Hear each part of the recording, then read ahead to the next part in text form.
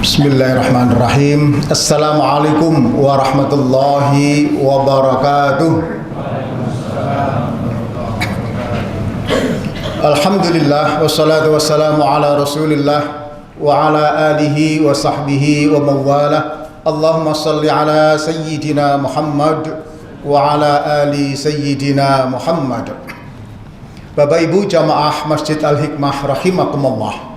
Segala puji bagi Allah yang telah mengizinkan kita untuk qiyamul Ramadan genap hari yang ke-22. Betul? Malam 23. Ya Allah, tinggal 6-7 hari lagi. Sedemikian cepat ya. Di bulan yang penuh rahmah dan maghfirah ini izinkan kami berdoa. Mudah-mudahan panjenengan semua barakah dan panjang umurnya.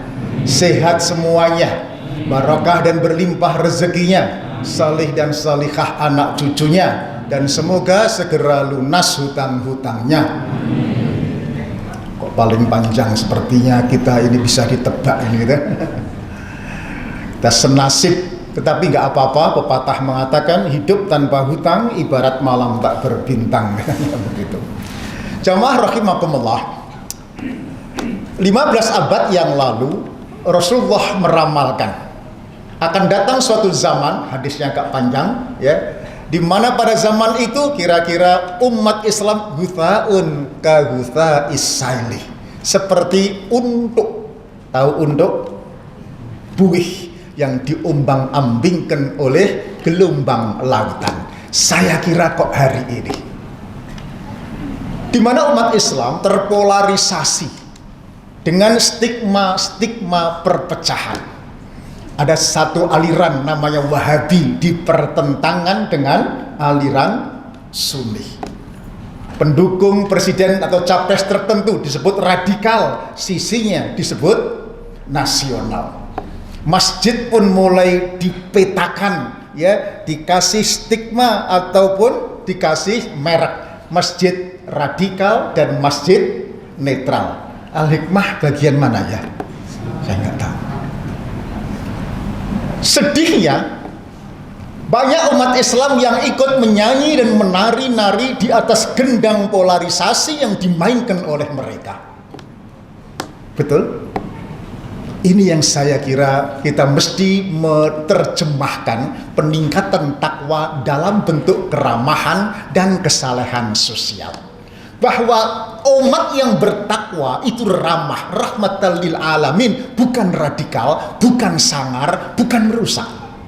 Dan saya kira lisanul hal afsah min lisanil qaul, bahwa fakta lebih legitimate ketimbang citra. Kata orang Kediri, sing Kediri lak kotane, sing penting bukti lan nyatane. Ayo kita buktikan kesalehan sosial dalam refleksi takwa seperti ayat berikut ini.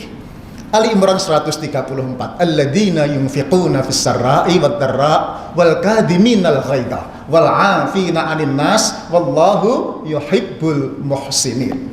Allah mencintai orang-orang baik, bukan radikal ya. Orang-orang baik seperti ini. Kalau orang seperti ini dicintai oleh Allah, hampir pasti dicintai oleh sesama makhluk Allah. Tidak dibenci, tidak dimusuhi, dan gak punya musuh. Apa cirinya? Orang-orang yang yunfikuna, selalu memberi, berbagi dalam keadaan lapang maupun sempit. Rentang memberi bukan hanya materi, tetapi wa ahsin kama ahsanallahu ilaikah. Memberi sebanyak yang Allah telah berikan kepada Anda. Makanya Ustadz Taufik guru kita selalu mengatakan yunfikuna asal katanya nafak, terowongan. Munafik orang punya dua mulut seperti terowongan. Yunfikuna muslim yang berperilaku seperti terowongan, penyalur kebaikan dari Allah. Wa ahsin kama ahsanallahu ilaik. Lapang maupun sempit. Seperti kita maklumi ekonomi memang masih sulit. Karena itu kita melihat UMK menjamur di mana-mana. Tetapi sing tuku gak teko-teko, sing teko gak tuku-tuku gitu. Delok tok begitu. Dalam keadaan sempit semacam ini, jangan berhenti berbuat baik. Jangan lelah untuk berbuat baik. Kata orang, gunung tak harus serba tinggi, yang penting ada dewanya. Sungai tak harus serba dalam, yang penting ada naganya. Hutan tak harus serba lebat, yang penting ada harimaunya. Manusia hidup tak harus serba hebat, yang penting ada manfaatnya. Khairun nas anfa'uhum linnas. Kalaupun materi lagi sempit, untuk zakat, untuk infak, sedekah, wakaf, oke, berikan. Ketika sempit, jangan lelah untuk berbuat baik dengan cara entengan tulung liyan. Almarhum bapak saya berpesan, le nak, besok nang diwai uripmu yang pengen selamat le dunia akhirat, sing entengan tulung liyan ya nak, ojo perhitungan, jangan transaksional. Kalau orang yang kau beri kok nggak ngerti balas budi, nggak usah ngarep nak, Allah gak sari. Allah akan menggerakkan tangannya orang lain untuk menolong kamu. Kalau orang lain nggak ada nolong kamu, nggak usah risau nak, nanti ganti ada orang lain yang menolong anak cucumu. Yakin? Kok semburi gak batek yakin? Yakin? Loh, dia gak yakin kalau dalilin jenengan nanti ya. Wa amma man a'ta wattaqa wa saddaqa bil husna fasanuyassiruhu lil yusra. Ternyata bukan janji bapak saya, ini janji Allah Ta'ala. Maka barang siapa yang a'ta, gelak memberi, kata orang Surabaya, karena takwa, bukan karena siapa atau ngarep apa-apa. Yang kedua, yakin. Nih gak yakin gak dapat. Akan adanya kebaikan dari Allah. Ingat, kebaikan itu bukan uang, bukan hanya rupiah, kebaikan itu ya kebaikan al-husna. Maka fasanuyassiruhu lil yusra, sak tekliwere uripmu akan dimudahkan oleh Allah Subhanahu wa taala. Kadang gaji suami gak seberapa, tapi anak-anaknya pinter ya, sehat, gak sakit-sakitan, gak ganyang, hafalan Quran ya gampang, sekolah ya gampang, kuliah gampang, golek kerja gampang, golek jodoh gampang. Ini kebaikan. Kadang suami gaji nggak seberapa, tapi dapat istri yang qanaah, solihah, neriman, persis seperti ibu-ibu di belakang itu. Dan wajahnya wajah-wajah neriman, ya. Diberi belanja suami 1.000 sedina oleh legakne gak karu-karuan. Tangan suami dicium bolak-balik. Maksudnya ditunggali kok 1 stok, kira-kira begitu ya. Namanya neriman. Saya mencoba mempraktekkan nasihat ini semampu saya. Ada orang datang minta tolong tak tulungi, ada orang minta nasihat tak nasihati, ada orang utang tak utangi, nggak punya uang ya tak semayani. Enteng-entengan. Alhamdulillah rasanya hidup saya dimudahkan oleh Allah Subhanahu wa taala. Anak 6 ya sudah jadi orang semua, ya. Sold out gitu ya. Cucu 11. Karir saya juga dimudahkan oleh Allah, meskipun awalnya sorong. Masuk Surabaya tahun 88 dengan gaji 152.000 UMR. Ya. Umur 31 tahun direktur utama. Umur 41 ngerangkep 4 direktur utama. Pabrik kertas, PowerPoint, JP Book, percetakan. Ya, tapi itu masa lalu, bukan pamer ya. Itu masa lalu. Sekarang jabatan terakhir saya ketua RT gitu. Rada sinis, tapi RT saya kecil tapi keren. Kenapa? Warga saya ada polisi jenderal bintang 2 aktif Kapolda.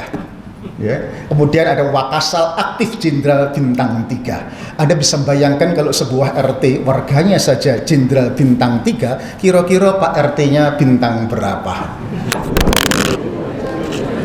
Betul, bintang 7 alias mumet. Kira-kira begitu. Baik, berbagi memberi. Kalau tidak bisa menolong, tetapi cobalah dengan kedalaman memberi yang lain, memberi simpati. Apa itu? Memuji, menghargai, mengapresiasi. Ini yang sudah mulai ditinggalkan, diabaikan oleh kalangan umat Islam. Sehingga umat Islam itu kelihatan sangar, medeni, nggak pernah mengapresiasi orang. Jangankan orang lain, banyak ayah yang tidak pernah memuji anaknya, suami yang pelit memuji istrinya. Sing ketok itu kekurangannya anak, ya. Kelebihannya nggak pernah ketemu. Malah kadang-kadang kebatuk lah lele, iki subuh bangkong sore gak adus-adus, wajahmu jemburit wireng kuwi anak sopo gitu loh. Lali anake dhewe ya Allah gitu. Suami mencukupi nafkah istrinya tetapi pelit memuji istrinya. Padahal Rasulullah mencontohkan tiap hari memuji Aisyah dengan panggilan ya Humairah, betul? Wahai pipinya yang merah delima. Mak-mak milenial di belakang mencoba meniru Aisyah, pipinya dimerah-merah dengan blush on. Kadang-kadang kemerahan, kadang-kadang gak roto pisan gitu. Sedihnya gak pernah dipuji sama suaminya, kasihan deh lu gitu. Lebih parah lagi ada teman saya rotok kebajut ya, seorang suami, istrinya itu jelas-jelas minta dipuji. Waktu mau kondangan pakai baju model dan motif baru, sambil muter-muter di depan cermin, dia minta dipuji. Bapak, kalau pakai baju ini gimana? Saya tambah langsing nggak? Nah, suaminya itu terlalu jujur dan polos.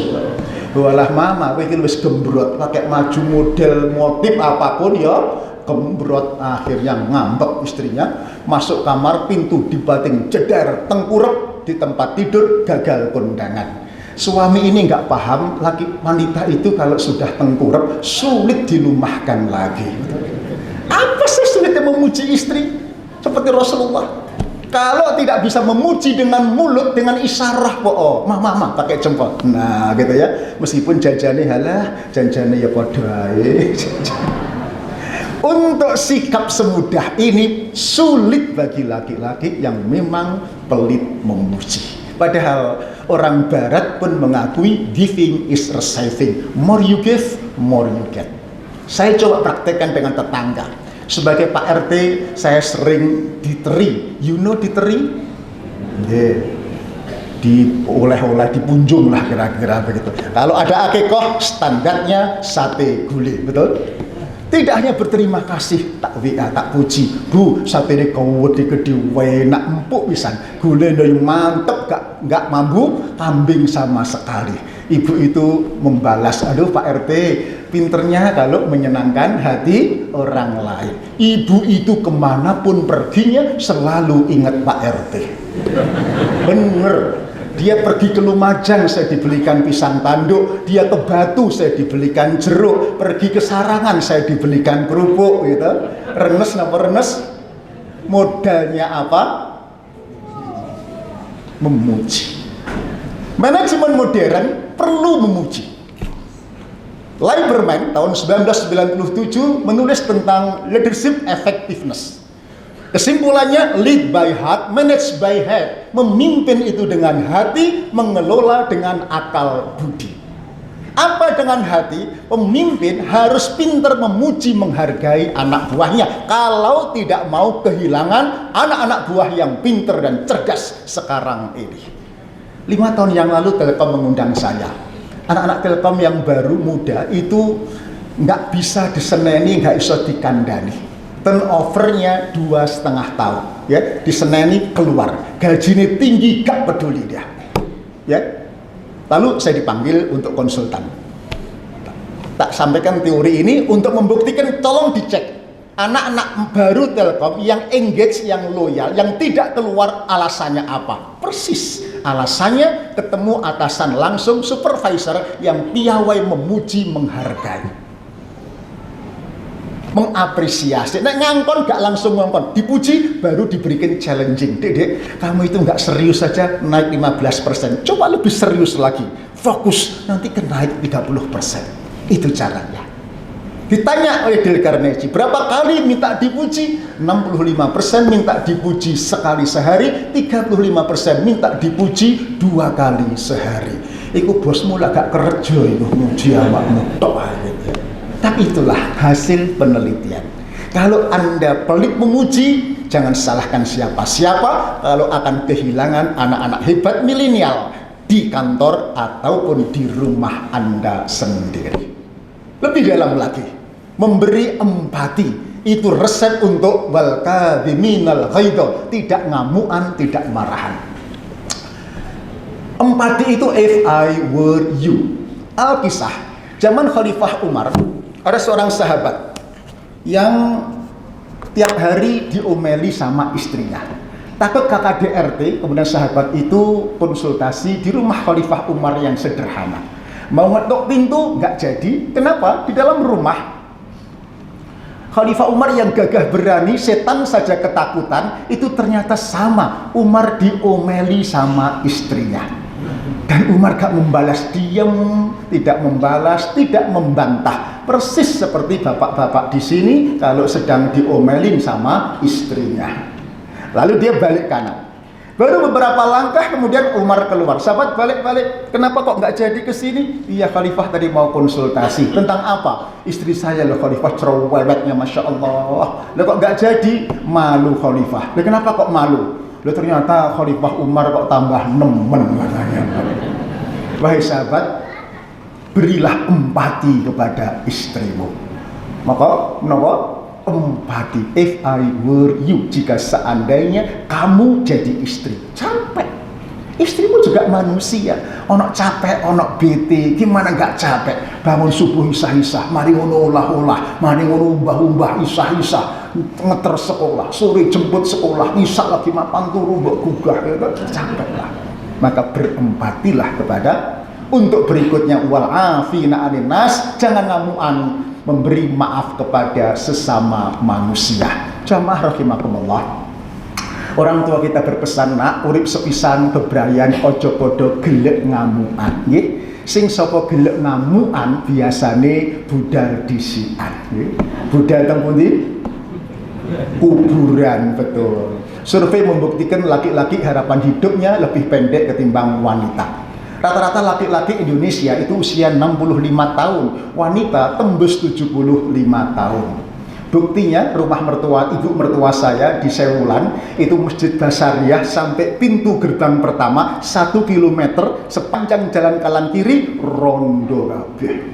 Tapi taubat begitu. Kemana suaminya? Wafat. Kenapa laki-laki meninggal muda? Satu, karena ngamuan, marahan, emosian. Yang kedua, karena laki-laki terlalu sering diomeli sama istrinya. Makanya cepat mati. Bu, kalau ngomel jangan dihabiskan hari ini. Kata televisi, to be continue for tomorrow. Ya, supaya bapak umurnya. Pak Agim berpendapat kalau mukmin kok masih ngamuan, marahan, emosian, sangar gitu ya, pertanda tambahnya ilmu tidak sepadan dengan beban masalah yang dihadapi. Golek ekonomi angel, dadi wong takwa angel, ngopeni anak angel, gak gelem ngaji, gak gelem sinau, gak maca buku, enene ngamuan untuk menutupi kebodohan dan kekurangannya. Terakhir, wal afina anin nas. Kalau mereka tahu akan cerita ini, gak akan mungkin dia berani ngomong orang bertakwa itu radikal. Sangat. Rasulullah contohnya. Ketika Fathul Makkah, Muslim menang di atas angin. Tetapi Rasulullah bersabda, siapa yang masuk Masjidil Haram dijamin aman, siapa yang masuk rumahnya Abu Sufyan dijamin aman. Panjenengan tahu siapa Abu Sufyan? Adalah tokoh yang sepanjang hidupnya mimpinya membunuh Nabi. Istrinya namanya Hindun yang memakan siapa? Hatinya Paman Hamzah di saat perang Uhud. Budaknya namanya Wahsy. Orang yang sebejat ini ketika Rasulullah menang bukan hanya dimaafkan, dimuliakan. Rumahnya setara dengan Masjidil Haram. Sejak saat itu berhenti sejarah balas dendam. Anak membunuh bapak, anaknya balas dendam, terus begitu. Berhenti karena Rasulullah berjiwa besar memaafkan. Tidak hanya memaafkan, memuliakan. Itulah yang disebut kata orang Jawa, menang tanpa ngasorake, ngeluruk tanpa bolo, paweweh tanpa kelangan. Ngertos dengan kok mantuk-mantuk gitu. Saja ngertos ini. Menang tanpa merendahkan, memuliakan, tetap meluruk tanpa bolo, Fathul Mekah tanpa bala tentara yang bersenjata, paweweh tanpa kelangan, memberi tanpa kehilangan sepeser pun rupiah. Memberi apa? Memberi maaf. Tetapi ternyata memberi maaf itu dalam buku The Seven Laws of Happiness, memberi paling sulit dibanding dengan memberi materi, memberi tolong, memberi simpati, memberi empati. Paling sulit, paling berat adalah memberi maaf, karena bertentangan dengan sifat dasar manusia membalas. Karena paling sulit, tidak bisa diceramahkan sekarang, kita lanjutkan setelah lebaran saja. Rabbana atina fid dunya hasanah wa fil akhirati hasanah wa qina adzabannar wa qina jannata ma'brur ya aziz ya ghafar ya rabbal alamin. Subhana rabbika rabbil izzati amma yasifun, salamun alal mursalin walhamdulillahi rabbil alamin. Assalamualaikum warahmatullahi wabarakatuh.